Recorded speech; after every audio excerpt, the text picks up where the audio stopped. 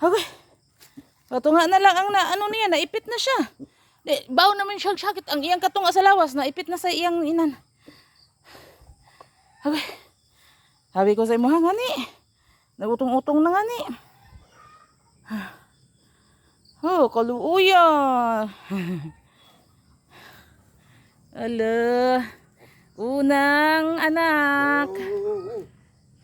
Ikaw na, dali. Ah, sige. Ikaw na.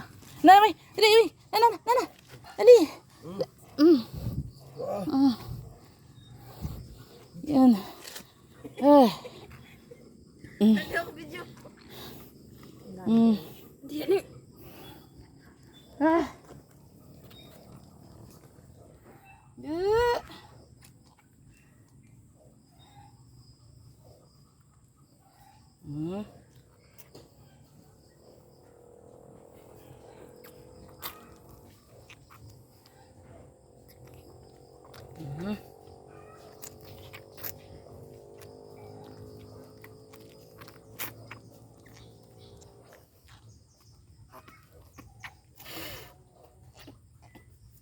Asa man ni haman to isad?